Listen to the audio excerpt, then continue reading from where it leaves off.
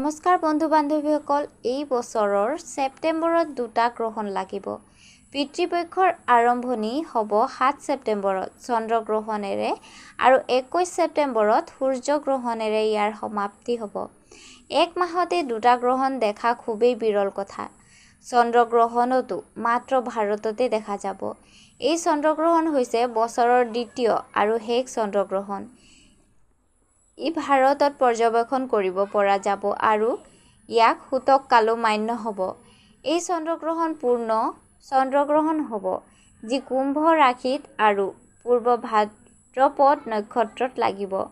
জ্যোতিষবিদে এই চন্দ্ৰগ্ৰহণক ব্লাড মুন বুলি কৈছে। এই সময়ত আকাশত চন্দ্ৰ একেবাৰে ৰঙা বৰ্ণত দেখা যায়। কিন্তু ইয়াৰ তাৰিখ লৈ বহু বিভ্ৰান্তি দেখা দিছে।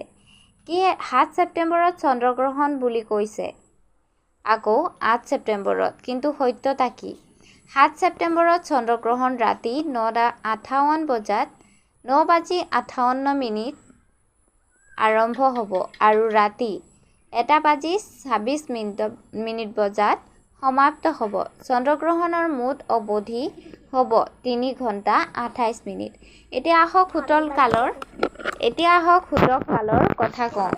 যিহেতু চন্দ্ৰগ্ৰহণ ভাৰতত দেখা যাব, সেয়ে ইয়াৰ সূতক কালো মান্য হ'ব। পঞ্জিকাৰ নিয়ম অনুসৰি চন্দ্ৰগ্ৰহণৰ সূতক 9 ঘণ্টা আগতে আৰম্ভ হয়।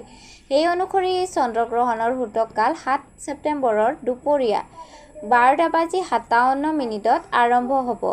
এই চন্দ্ৰগ্ৰহণ মাত্ৰ ভাৰতত নহয়, Asia, Australia, New Zealand, America, Fiji আৰু এণ্টাৰ্কটিকা কিছু অংশতো দেখা যাব। প্ৰকৃততে পৃথিৱী, সূৰ্য আৰু চন্দ্ৰৰ মাজত আহি চন্দ্ৰলৈ সূৰ্যৰ পোহৰ আহিবলৈ বাধা দিলে চন্দ্ৰগ্ৰহণ হয়। তেতিয়া চন্দ্ৰলৈ পৃথিৱীৰ ছায়া পৰে আৰু ফলস্বৰূপে চন্দ্ৰ কেতিয়াবা ক'লা, কেতিয়াবা ৰঙা বৰ্ণৰ হৈ দেখা যায়। ইয়াকে আমি চন্দ্ৰগ্ৰহণ বুলি কওঁ আৰু এইবাৰী ছেপ্টেম্বৰত হ'ব। ধন্যবাদ।